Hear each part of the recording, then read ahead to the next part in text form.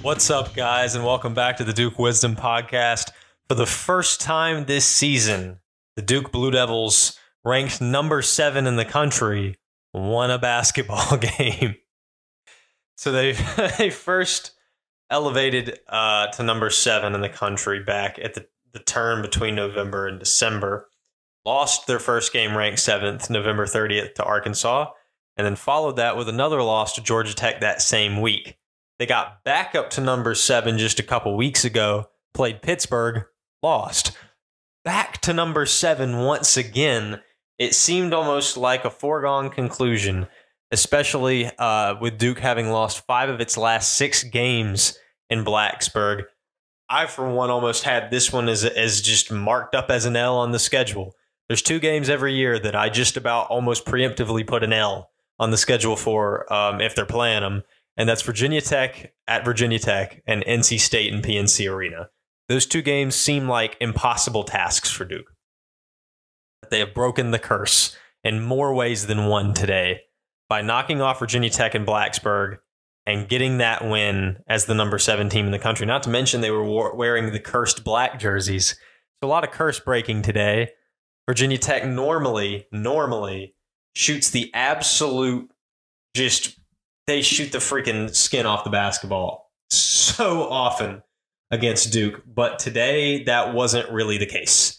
The Hokies shot at just 27% from 3, including just 0 of 6 from Sean Padula and 2 of 4 from Couture. I would have taken a 2 for 4 2 years ago in the ACC title game. Alas, that didn't happen. A goose egg from Tyler Nickel.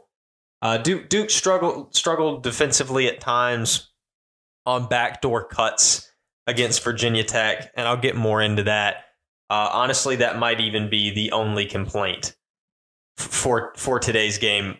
But on this episode, we'll talk about the Virginia Tech game, and we'll talk about the Clemson game. I actually think I'm going to talk about the Clemson game first and foremost, and I want to lead by saying that I was not... Well, I watched the Clemson game. I went to the Carolina Hurricanes game with a couple of my friends, and we got there real early.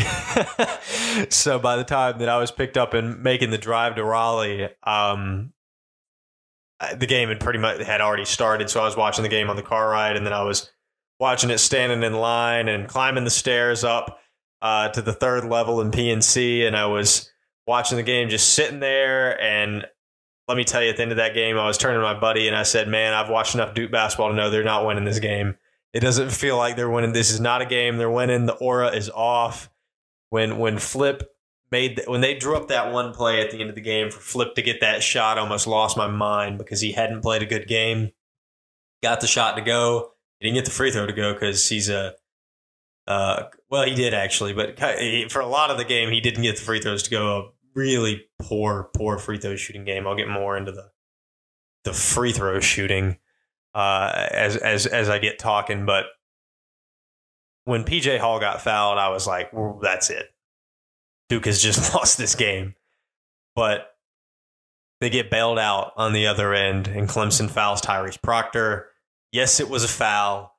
And I have very clearly, I think when plays like that happen, I put on my objective journalist glasses and I'm like, is it actually a foul? And I will tell you, you guys ever want to know, if you guys ever want to take off your Duke bias glasses and you want to know what are the Duke fans actually arguing for the correct take, ask me, because I think in my time writing and covering teams, I've become pretty good at bringing an objective lens especially to officiating.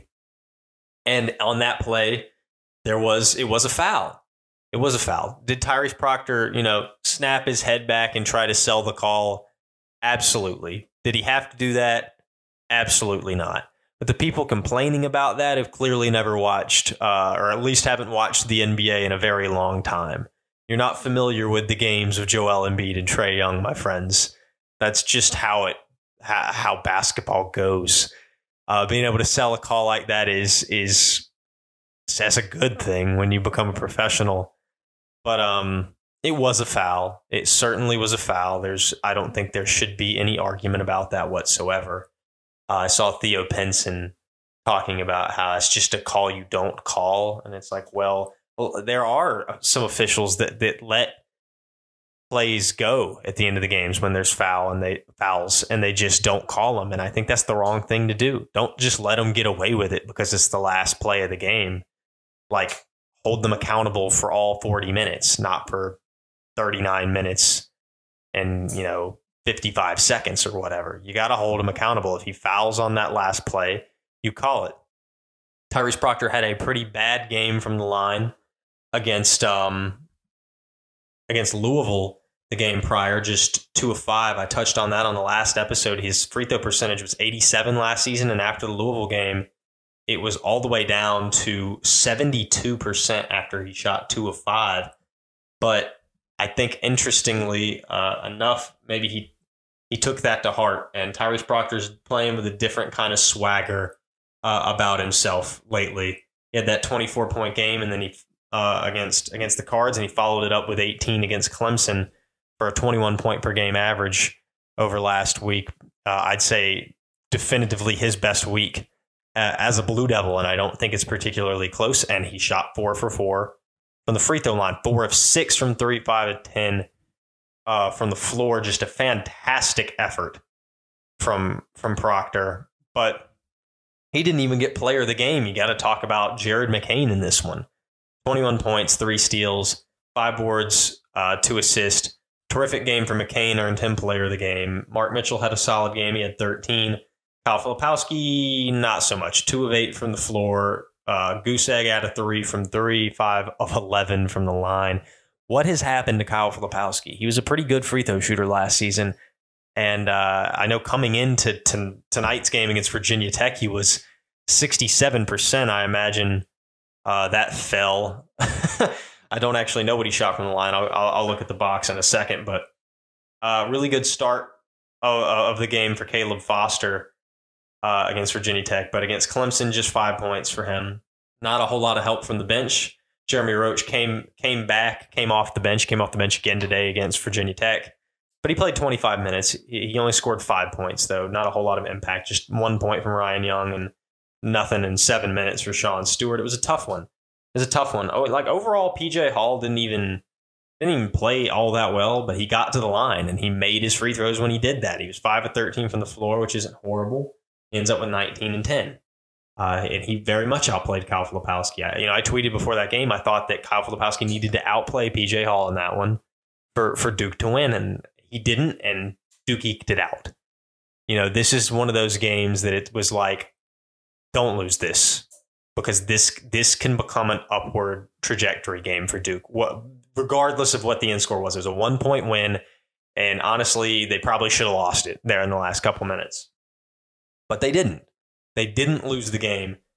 It wasn't Duke's best game, but at the moment, it's a quad 1 victory, and they very much narrowly avoided losing their 3rd home game already this season.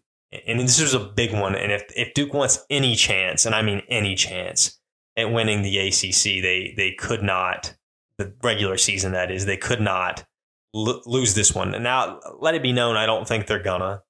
They're not gonna, because they're really honestly probably going to need to sweep Carolina to win the ACC regular season. And I don't see that in the cards. The Heels are just too good for that this season. Duke's, they're the one, ironically, on their heels. They need to just get one W off on Carolina. And I'll talk about that a little bit.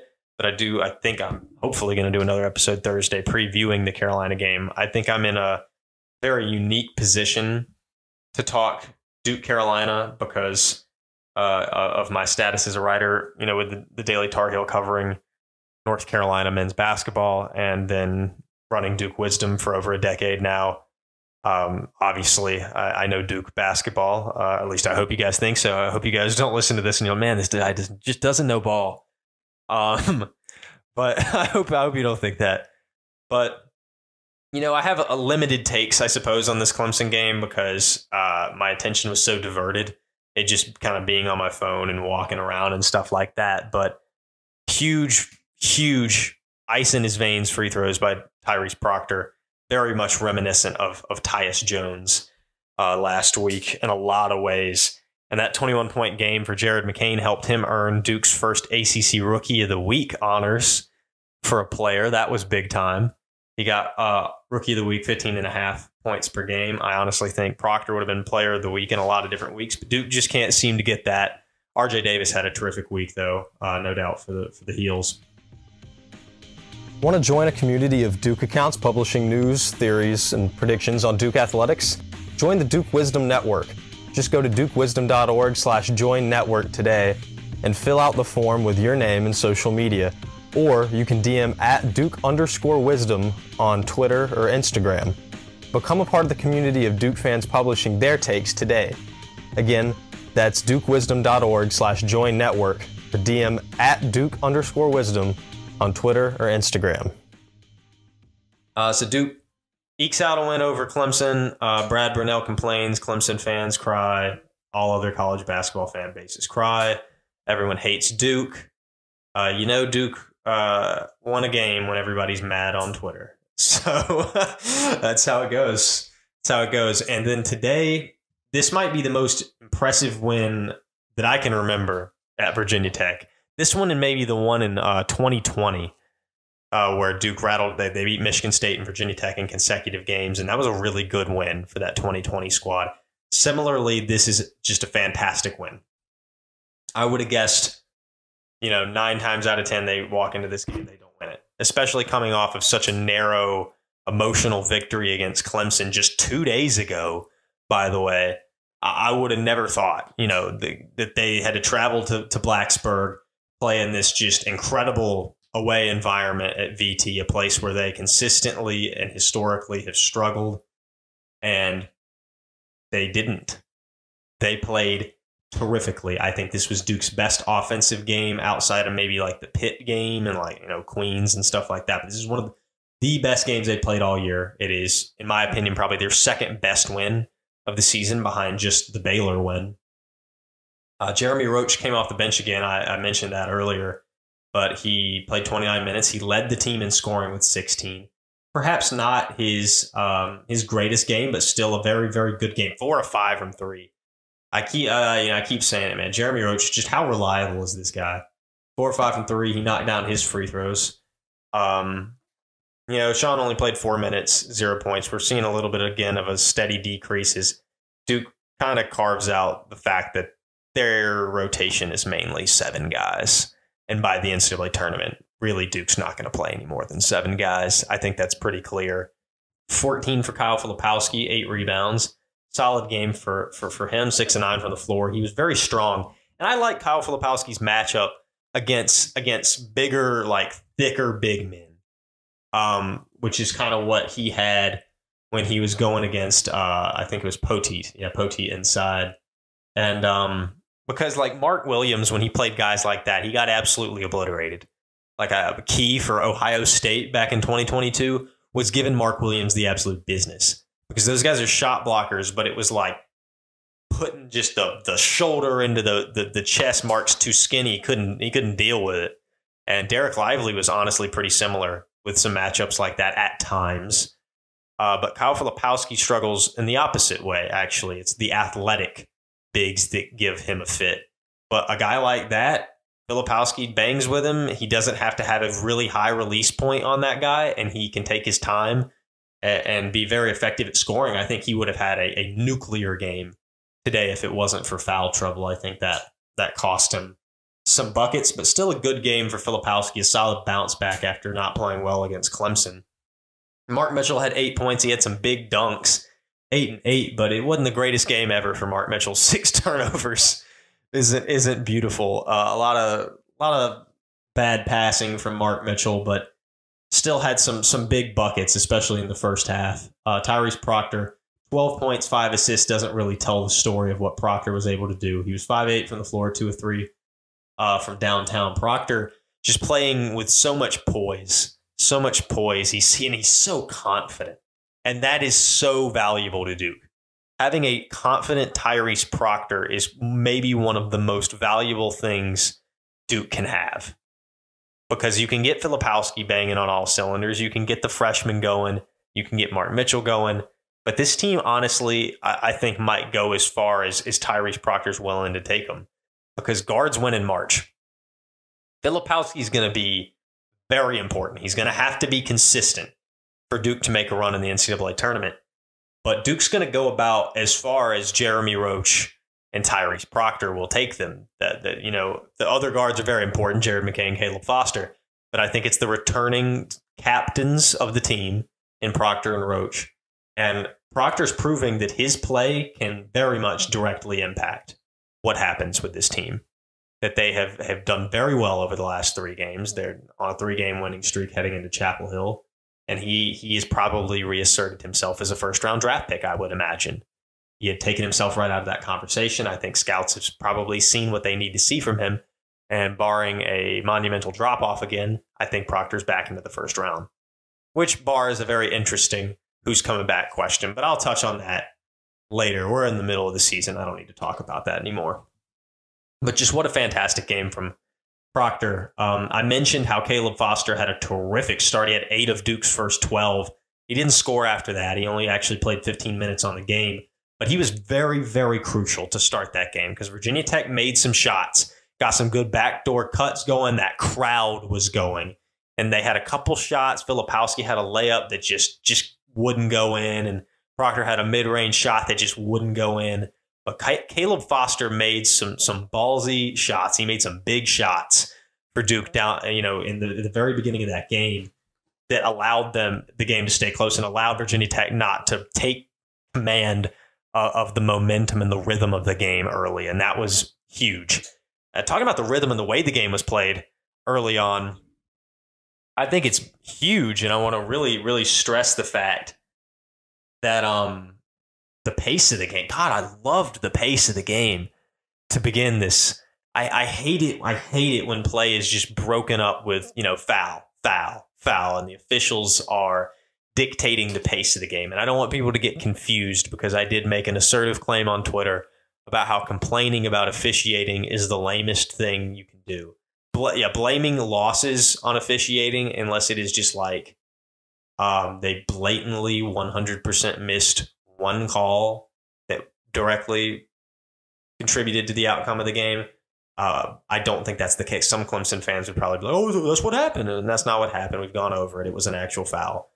I think I've only ever complained about officiating like one time, and it was like genuinely, and it was the Virginia game last season because that was just a botched call that they just didn't get it right by the rule book. They did not get that call right. And that one was unbelievable.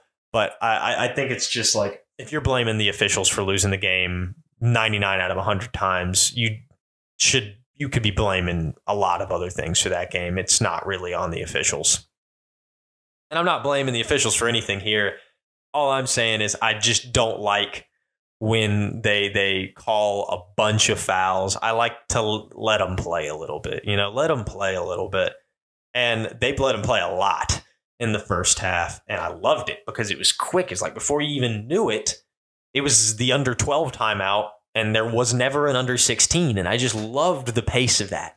And the way it flowed, it was just gorgeous. It was gorgeous because college basketball sometimes could get clunky and just all the fouls, and they sort of got that way in the second half. Very much actually got that way for a while in the second half, and that's what got Filipowski in foul trouble. And if you ask the commentators at a point in the game, they'd be like, Jeremy Roach has 3 fouls. And I was like, oh, wow, he's got 3? And then he picked up another. I was like, that's 4. And I was like, John's keeping him in the game? And then he picked up another. I was like, he's got 5. I was like, he just fouled out. And it turns out that he actually had 1 foul when they said he had 3. Shout out to Corey Alexander and company. What a guy, Corey Alexander. Anyway, so sometimes you got to be skeptical and check the box. But they were a little inconsistent from first to second half with how they officiated the physicality of the game. I guess I can't complain, but so much. Duke needed to make their free throws. They still ended the game 6 of 10 from the line, which just, 2 of 2 from Roach, 2 of 2 from McCain. Young missed his 1, which was tough. And then Kyle went 2 of 5. And I don't know what it is about Kyle. Kyle's got a shot that's difficult it's not kind. Kyle Filipowski doesn't have a friendly shot from the free throw line or from three. He's not getting the roll. That's not happening. It's either bottoms up for Kyle Filipowski or it is nothing but just clank off back rim because he has a very high arcing shot. It's a good release. But it is a very high arcing shot that is just going to dud right off the back rim or it's going to go right through. And that's pretty much the two options with his shot. And so free throw wise, if he's not feeling the jumper, odds are he's also not feeling the free throw line either. And so I think that's what we've seen the last two games from him. And he needs to get that ironed out because he goes to the line more than any other Duke player. And that's somewhere where he needs to be respectable, certainly at least down the line of a game when those free throws really matter. That's a big deal. Hopefully he'll turn the corner on that sometime soon. But good game for McCain again. I want to talk about. He only shot 1 of 6 from 3, 3 of 10 from the floor, 9 points, 10 rebounds. Talk about the rebound. I've talked about this before. The rebounding efforts by Jared McCain are absolutely brilliant. This kid is just a rebounding extraordinaire as a 6'3" guard sometimes, and his defensive efforts are spectacular. He had so many, and I didn't talk about this, but down the line there, you're Clemson, you want to blame the foul calls. How about blame the 3 times or whatever you turned the ball over in a row in the last, minute plus of the game? And Jared McCain was the mastermind behind forcing those turnovers. His defense has been fantastic as he's gained confidence. He's become so much more than a 3-point shooter. He can drive the ball. He can finish. He rebounds and he defends at a very high level. I think that people should be considering Jared McCain for ACC All Defense. I don't know if voters are thinking about him right now, but they should be. That his impact goes far above and beyond just 3-point shooting. And I hope that if Duke can keep winning at the rate they're winning at, that McCain can, again, really start easing his way back into that you should consider me for Rookie of the Year conversation as well. And you know who I haven't talked about too much, but he was the player of the game, Ryan Young. Kyle Filipowski picked up 4 fouls. And it would have been easy for Duke to have relinquished the lead to VT at that point. But Young came in, just made some stellar plays. Beautiful patience under the basket. Getting some great low post finishes. He shot 5 of 6 from the floor, and he had the most emphatic dunk that I think was even possible for Ryan Young to have. Just his third dunk at Duke, if we're counting the freshman on JV grazing in his first dunk that he had against Pitt in the ACC tournament last year. And he had the one of the fast break earlier in the season, but this was emphatic, and it was a half court play, big, and then he had a huge block from behind on a dunk attempt by VT. Just what a game by Ryan Young. His stats weren't the best out of everybody, but I think he had just the most valuable and most crucial performance at the most vital time. Another 10-point game, his second in conference play, had 10 against Georgia Tech and the win against Georgia Tech, that is. And just what an amazing effort. Ryan Young catches a lot of flack, but man, Podcast Boy goes in, he plays his role, man. And he plays hard, and he does everything you ask of him, and that's why he plays. And everybody who's like, Ryan Young shouldn't play, stop it. This team is going to have a 7-man rotation, and Ryan Young is very, very, very, very much part of that. Very much part of that. But at the end of the day, fought off a good Virginia Tech team that really needed this win to make a push for the NCAA tournament. Duke denied them that win. Duke denied being a victim to the historical kind of trends that is them coming into Blacksburg, and also them coming off of a small win against Clemson, like where they barely eked one out in a kind of a weird way. Now Duke's on a 3-game winning streak. They've won 11 of their last 12. They're ranked 7th nationally, and they have the chance to pick up the biggest win of the season as they go into the Dean Dome on Saturday and play number 3 North Carolina.